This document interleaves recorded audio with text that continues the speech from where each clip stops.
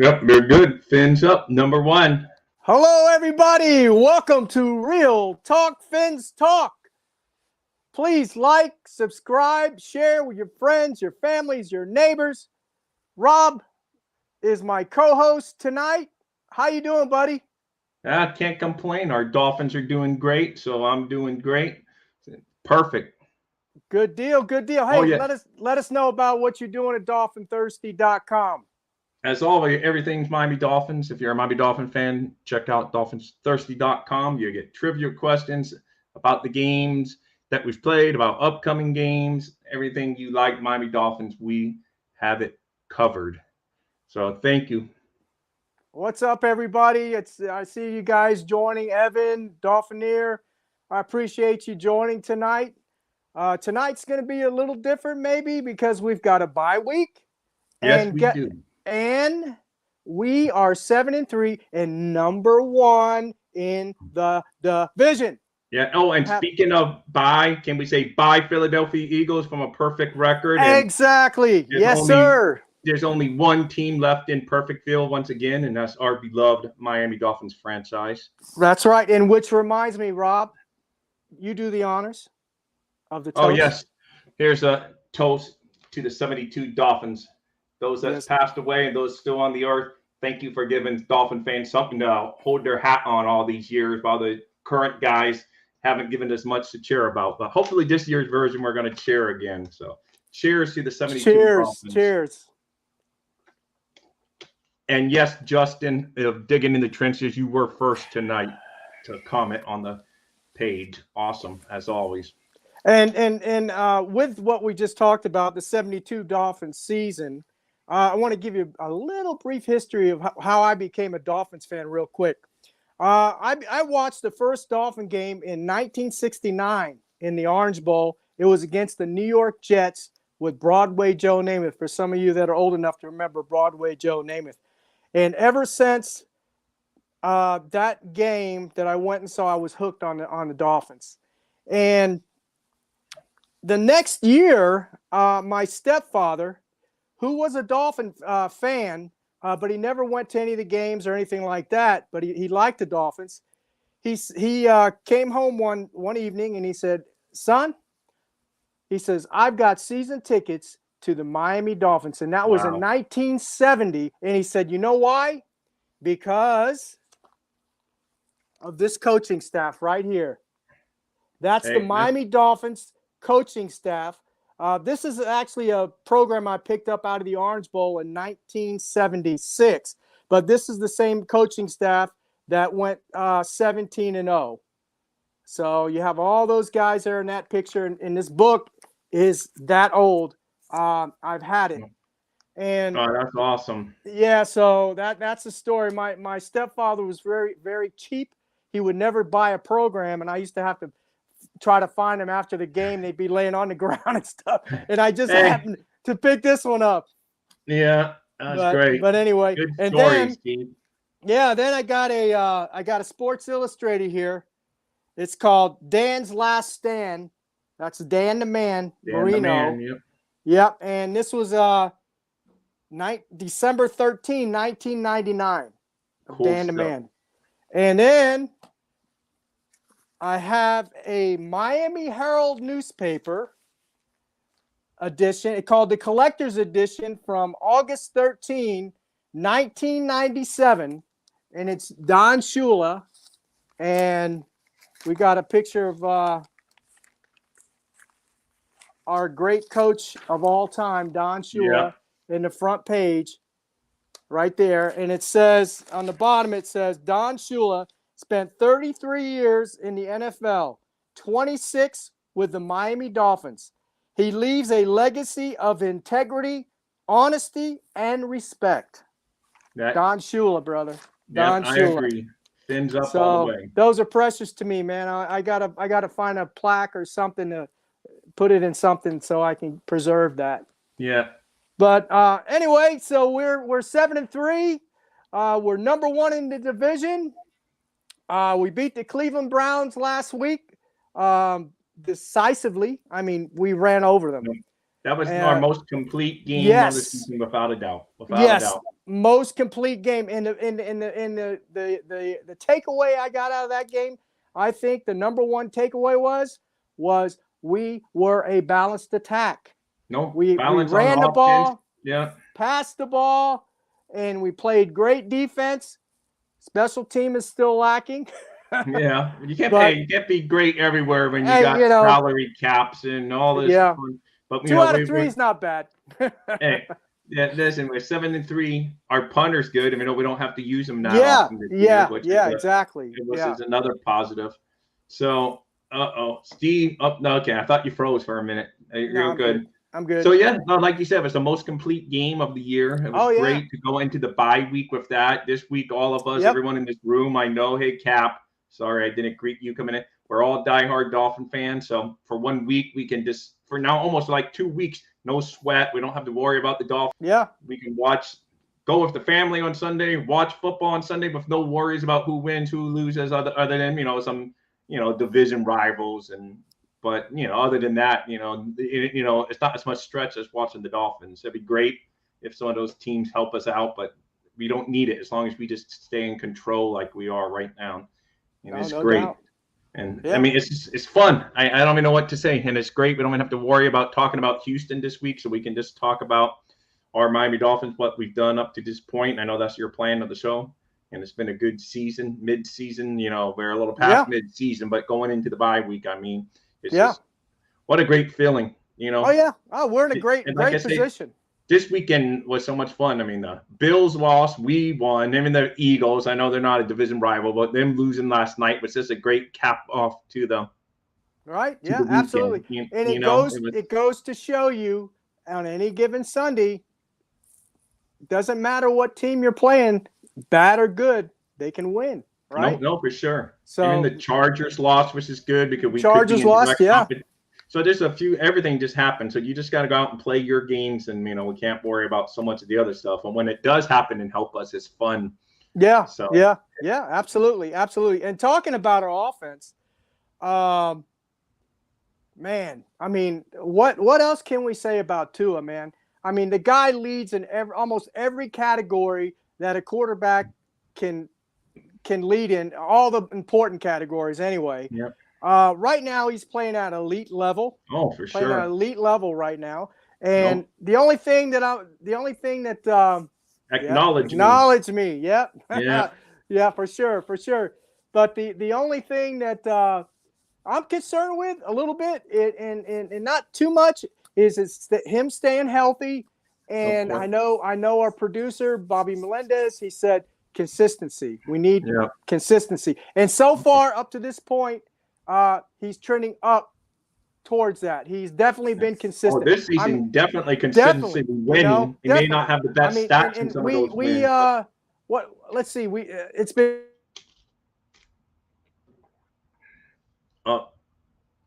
And Steve's out. But anyway, Tua's kicking butt, to put everything into a nutshell. He's perfect record. Speaking of perfect, when he's played and completed a whole game, and he's just putting up phenomenal numbers. And I was just going on. I just figured I know you were talking about Tua, so all I know is the only thing to say about Tua is he's kicking butt this year, and it's great to see. Yeah. And I'm loving every moment as we step, because I've always loved him as a human, because he's just a great kid. How can you not root for the young man? He's great every way. He's like the kind of guy you want your kids to role model after. He does it the right way. And it's just, now he's actually getting that stardom on the football field. I love it. He's just a cool guy, and I just can't say enough about how awesome it's been. And like you said, this week was just so much, because everyone's saying, oh, without Tyreek Hill and Waddle. But this week we proved we don't even need them all. I mean, Tyreek Hill still got a touchdown, but he didn't blow off the number charts, blowing up triple digits and all of that on the receiving end. But hey, that's true. Evan, you had to use the word freeze, Evan. You really did. So, and he's complimenting him. Evan, you jinxed it. But anyway, here he comes. Okay, you're back. Yeah, that's fine. And you're right. I was just going to say, you're right. Our receivers didn't blow them off the map. and Cleveland Browns did a very good job defensively against those two. But guess what? Our running backs our running game came alive. I mean, Jeff Wilson, that guy's just phenomenal, dude. I mean, he's been an upgrade. He's very explosive, very decisive runner. I mean, he's a one-cut guy. I mean, he sees that hole or that he's lane. Perfect fit for our system. Yeah, and he just burst right through there. I mean, and he's a thumper. He's a thumper. No, he is. Well, a lot more than I thought because, I had heard Bobby talking all, leading up to the games like, Hunt's a thumper. But, I didn't even realize how much Wilson was a thumper because I'll be honest, I didn't watch many 49ers games. But the person that knew that he would be a great fit is Justin of Digging in the Trenches. He knew he gave Dolphin Thursday, one of his guys that would be a good fit before the trade. I'm talking like a week or so before the trade happened that he said Jeff Wilson would be a great fit for the Dolphins. So, Justin, kudos to you for nailing that. Absolutely. That's what makes you a great follow on Twitter. And, of course, Evan's always coming up with the stats and all that good stuff. So, a couple awesome people in here in the room tonight. Since we are talking about Justin,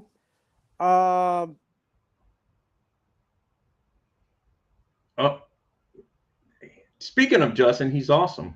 He has a cool name. That's one of my son's names. So, Justin's a cool guy. And there you're back again. That's all right. No, I was just gonna say, talking about Justin, we have for our 500 when we reach 500 subscribers, we have the jersey giveaway. And that's going to be Jafon Holland and Jalen Waddle jersey.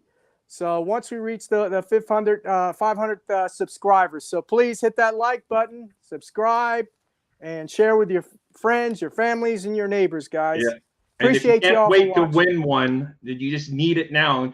Reach out to Justin of Digging in the Trenches, and he can hook you up and get you good prices on quality merchandise. There you go. He's a great guy. And Evan, he could get you good food in Montreal. I don't know what Evan sells. Sorry, Evan, I would promote you too, but I don't know. Go up to Montreal like I might do next summer and, with the family because my wife's from Montreal, so I would have to go somewhere with Evan to eat. So, he would have to show me around Montreal. Good stuff. Yeah.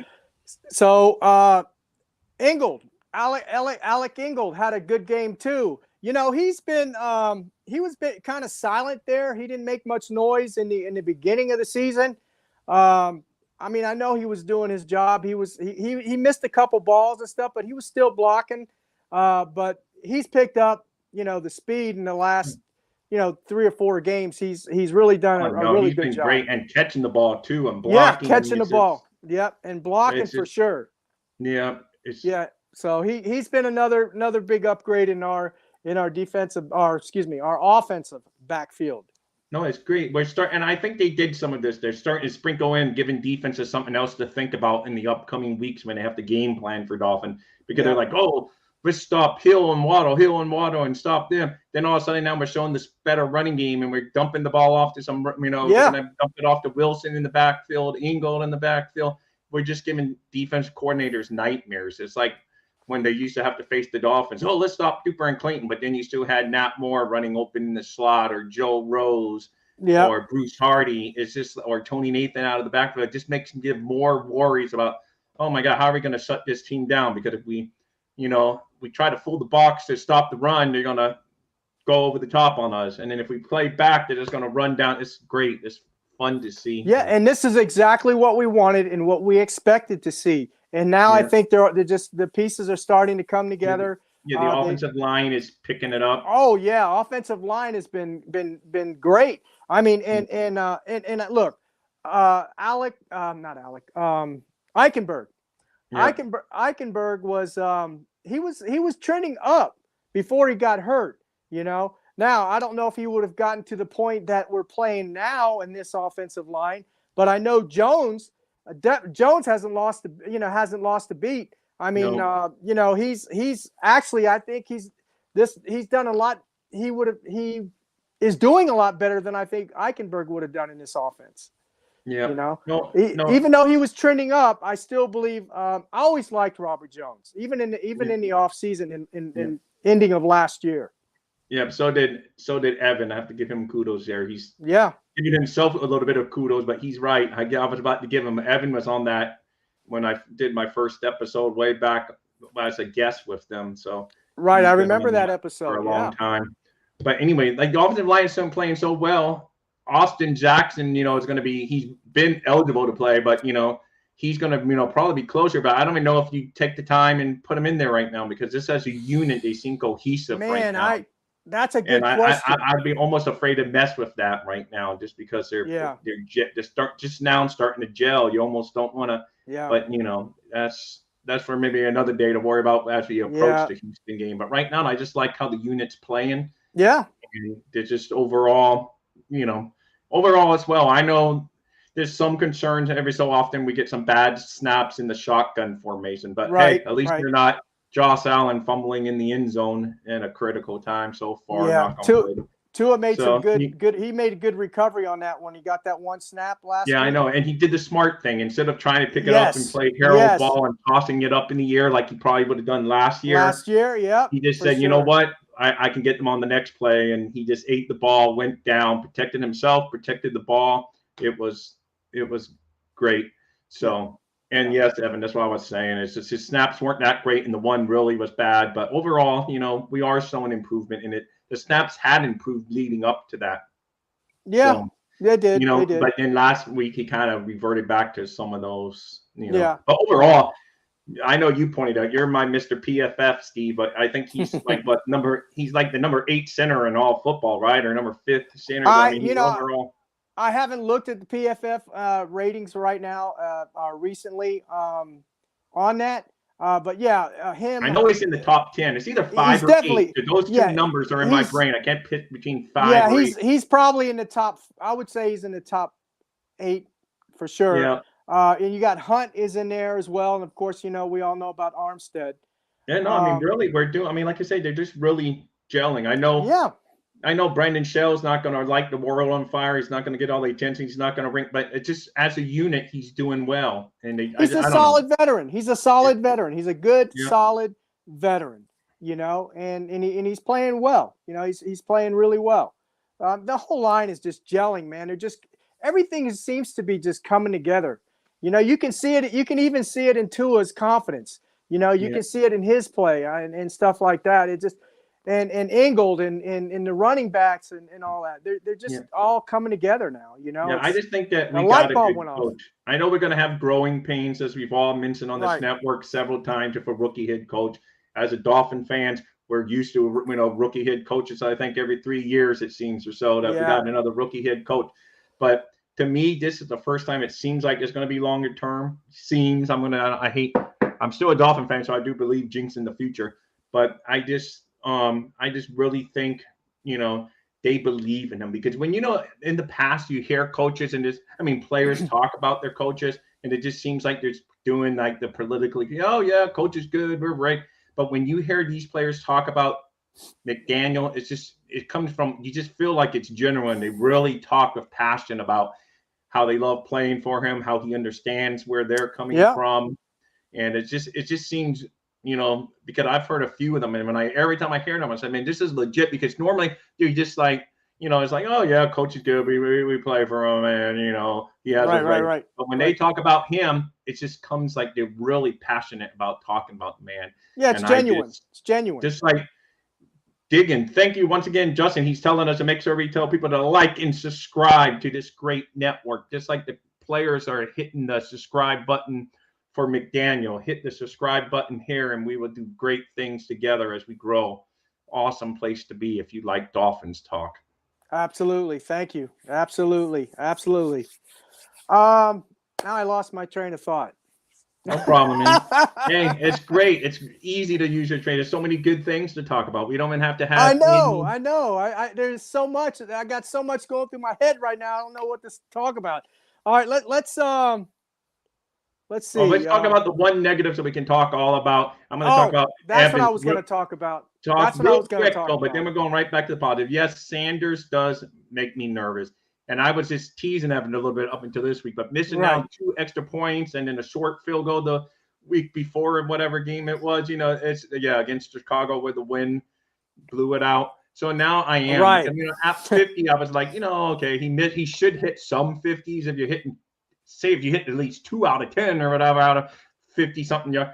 But yeah, when you start missing 29-yard field goals and extra points, yes, this week he missed 2 extra points. All it cost us was not hitting 40-point mark. But against Buffalo, up in Buffalo, that could be the difference of winning the division or not winning the division. Yes, sir. So it's just like, it just worries me. And I think I know we've all said it, and when none of us are really in his head, but I do think it's his head because his strength, it's never been, none of those 50-yarders ever fell short. He just slicing them one way or the other. And right. It's crazy. Right. If he was like falling short, and then I would say, okay, his leg strength's no longer there. But it's just all up here because he has plenty of leg strength. It's just he's not getting to go through the uprights. Yeah, and I just want to make mention something I heard last night on our network. In fact, Vince Talk Network. The guys were talking about it last night, and Brent Legacy brought up a good point, and he was saying, yeah, it could have been like mental and stuff. It probably is partly too. I remember last year we had problems with the holder. Right. Yeah. He mentioned the long snapper. He's going to say, I know he just froze here, but I know Brett last night mentioned it could be Blake Ferguson, the long snapper, just being a little bit off in his timing. And I'm sure that's where my buddy Steve. Okay. I covered it. You said that it was probably going to be Blake Ferguson, the long snapper. Yep. Exactly. Okay. So yeah, he made a good point. Brett made a good point about that. And I never thought about that, but it could be. I mean, he gets it there a little like a split second late. And that could throw your whole timing off, it could throw your whole game off, So, I mean, I used to be a punter in high school. I used to punt the ball. And if the ball got to me later or I fumbled it or something and it happened, it just threw me off totally. No, of course. So it can happen. It's a whole bunch of things we don't know with a kicker going on because we're not there to stopwatch like they do in practice to see how, because they know exactly how long it's supposed to, it's just kind of the same as in baseball, the pop theory between the pitcher throwing to the catcher, how long it takes him to throw the ball. That's kind of like this thing. And I know I've seen them practice timing, how long the snap takes, a hold, and the kick. Yeah, it's all timing. It's all timing. It could all be, and yes, some of the couple awesome guests here are talking about the opening kickoff of the game. They had a good return, and it was like Sanderson it booted it out. I wonder though sometimes if there's like a plan, like the guys are, come on, don't kick it out, and let's just like tackle him within, and then it burns up, or does Sanders just doesn't get all of his oomph into it? Who knows? Then, I know, I just don't know. So I mean, like I say, that's it. Enough about Sanders. Just get back to the great mojo this team is absolutely doing.